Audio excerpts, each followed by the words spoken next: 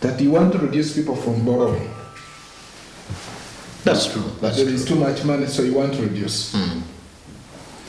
The government increased its treasury bill, brought out the treasury bill for sale. Two things are going to happen. They are trying to suck the money out of the banks, but actually they are trying to raise the money by selling the treasury bills, to raise the money. That's a psychological approach. It's not actually. It's a psychological If you went to the bank today and you want to borrow, the price of borrowing has gone up. True. From 16 to about 19 to 23%. The reason is one, that the government has put up the treasury bill for sale. So if you're a bank, would you rather not go with the treasury bill, which has got no risk, than lending to Makuya, who probably will default? But by so doing that, as a bank, you are buying treasury bills, you are giving money to government, because that's the reserves they have. That's the reserve. So you, the economist, you are asserting that there's money in the people. I don't know if that's right from the economic point of view. I can sit here and tell you people are broke. And let nobody tell you that the government is trying to reduce money in circulation because people don't have the money. Because that's what the economics think. No. Want to handle inflation, increase taxes. That's very wrong. What they are trying to do is, rather than allowing Ugandans to spend money, to spend money by consuming goods and services from abroad, we would rather restrict them. Because once you allow them to do that, you cause a balance of payment shortage. You understand? Because you are selling nothing to there, but people will continue to go and purchase things there. Now, once you are buying and you are not selling there, it means you are not receiving any foreign exchange. What you are doing is you're sending yours out. So from an economic point of view, you know what you do? You quickly say, okay, let me make it so hard for Ugandans to consume goods from outside. And economists will do that. And I think that's what Ugorov is doing in the Ministry of Finance. Because we have very little money in terms of reserves. So do you allow all of that to go? Definitely don't. That's why the mechanism government is putting in place to help us revamp the economy. You've heard of the PDM and many other mechanisms. Government is trying, maybe.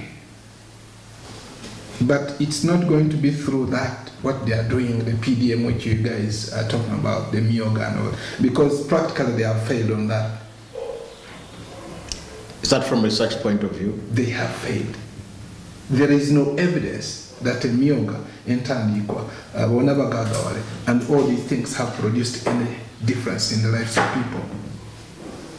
Because it comes out as a political fund.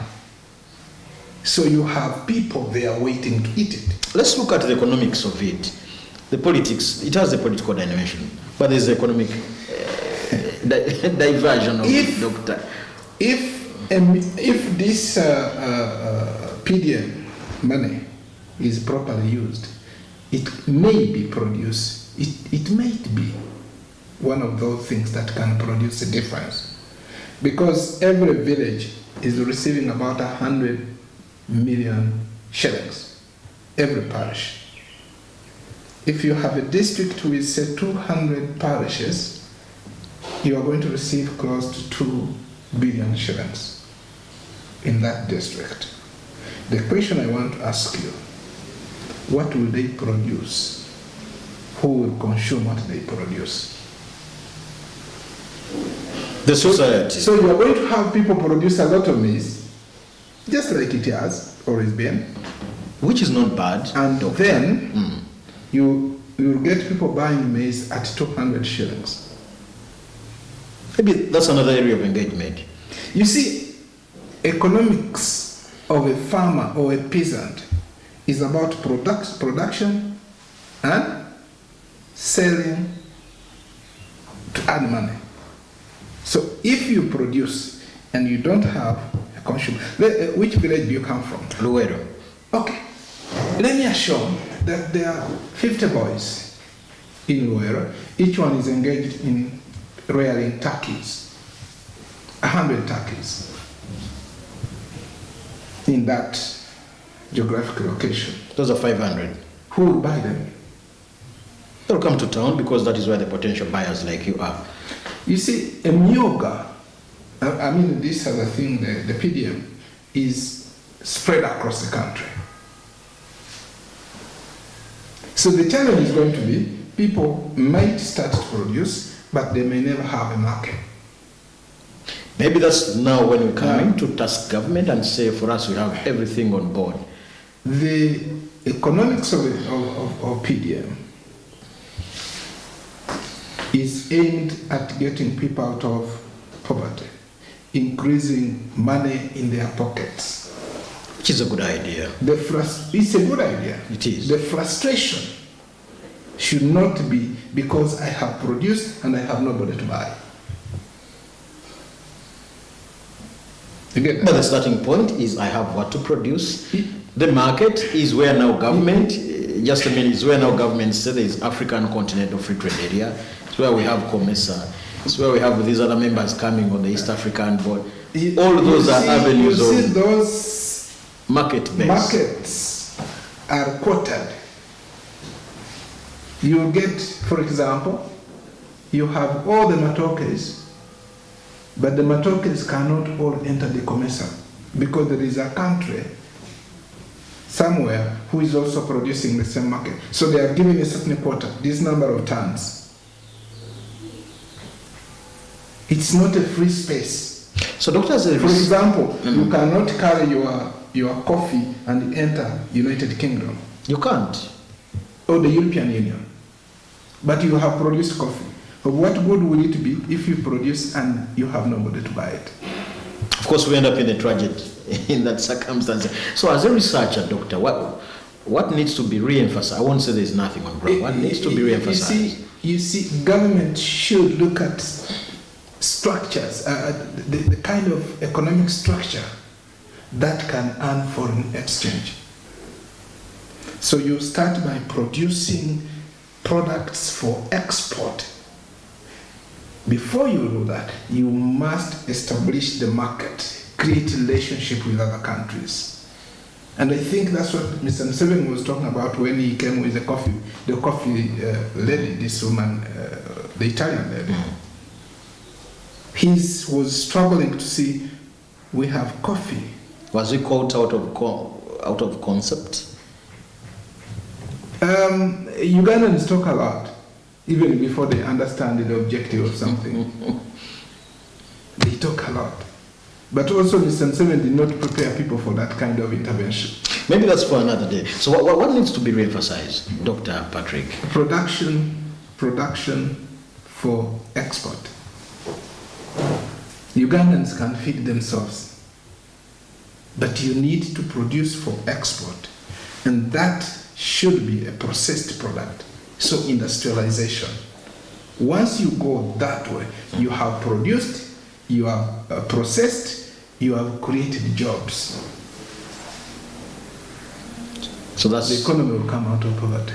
This business of taking people in the villages to say, let them develop themselves by growing what they do, people growing chicken, people growing, turkeys, it won't take people out of poverty. Let me tell you, countries that have developed, and when we talk about development, we mean qualitative change in the way people live. People mix these two concepts, development and growth. Growth can be anything. It's like you've seen these children who grow tall, but when you look at them, they can be blown down by wind. Doctor, that's for another day. Yes. So you need to start by saying, what is it that can change the way of life for our people? We want to start agricultural development. I've seen government starting giving tractors, but we want to have a center for processing what they produce. What happens when you come at the processing level? You are at the industrial level, and therefore you are adding value to this product. You are also creating mass jobs for people who work there. They are earning. You are going to earn more money on the product, but you have also created earnings for the Basoga. Would that be good enough as your parting shots, Doctor? Yes. Thank that you will work. Thank you for speaking to us, Dr. Patrick Wakida. He's in charge of research, World International. Of course, he speaks from the research point of view. This is the Coffee Court. The discussion continues. My name is Fred Makovia. We drive.